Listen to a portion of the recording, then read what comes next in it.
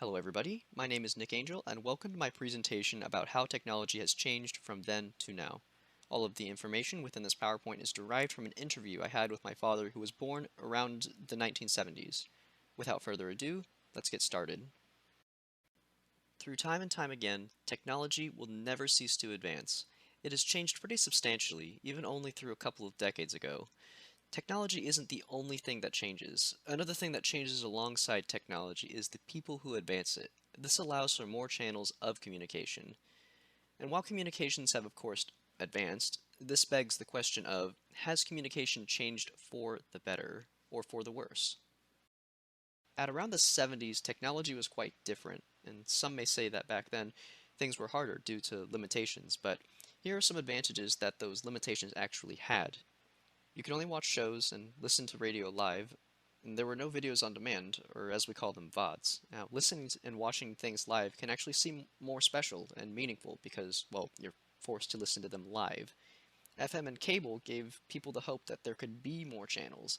Now, at the time, there were very few channels to choose from, so this actually gave a lot of excitement to those who enjoyed it. And going to movie theaters, now, back then, you were actually forced to go to movies. There weren't any movies like on TV or radio or anything. Movies on radios, goodness gracious me.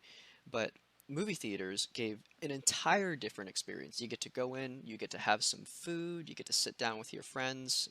Albeit you get to watch it on a teeny tiny little screen, but it was still a whole different experience in itself. Again, I think back then it was all about the experience as opposed to what you had at the time.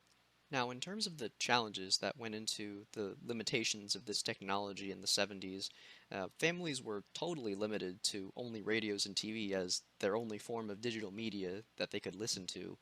And there was a power struggle as well. If you wanted to listen to something, you would have to go by, whoever had control of these media devices. Like, there was a power struggle. And of course, for movies, you had to physically go to the movie. And I guess now it seems a little bit more daunting to have to plan a movie, but back then I can still imagine it being like a slog to get to a movie all the time. Like anytime you wanted to watch a movie. It isn't like now where you could just watch a movie whenever you want on demand. Now, let's take a look and see how things are today in comparison to the 70s. Nowadays, there are tons of ways to view media.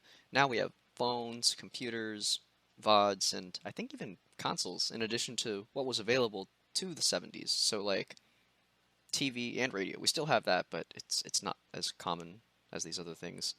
And because of this, there is an enormous library of songs, shows, and movies that are easily accessible to anybody with at least a mobile phone. So overall, it's much easier to watch whatever you want, whenever you want. And while some may argue that the advancements in technology come only with benefits, this isn't to say that this is true. There are some difficulties that come with these advancements. For example, some of these new media devices, I believe, take up a majority of people's day. I think it takes up a majority of my day for sure, and definitely seen my parents a lot more on their devices like iPads and phones and TV, watching TV and stuff. So that's definitely a big change. And not only that, but also the sheer amounts of things to choose from is incredibly daunting. Like whenever I go onto like something like Netflix or I look at a game that I want to play, I never know what to do next because there's just so many things. And that could be a good thing, but for some it might deter them from doing these things, which I guess would counteract the first disadvantage. But again, let's talk about the next thing. Um, I believe it also is harder to limit what children can view.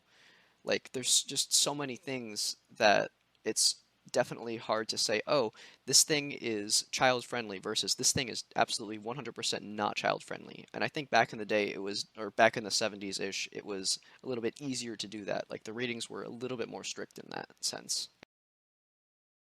So, going back to the introduction question, has communication changed for the better? Personally, I think that this answer is subjective to whoever you ask it to. For instance, if I were to ask my father, he would probably tell me that communication and media and that stuff has indeed changed for the better because of how his work goes. The convenience of it all just makes it so much better. But then again, you lose a lot of the experience with that. For instance, I think back in the 70s, it was much more about the experience of it all, like going to movies, having that person to person relationship grow.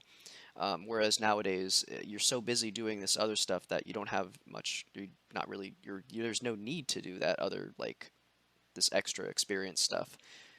So I think for the future, you gain convenience, but you lose experience. But in the 70s, you had more experience, but it wasn't necessarily the most convenient thing to have at your disposal.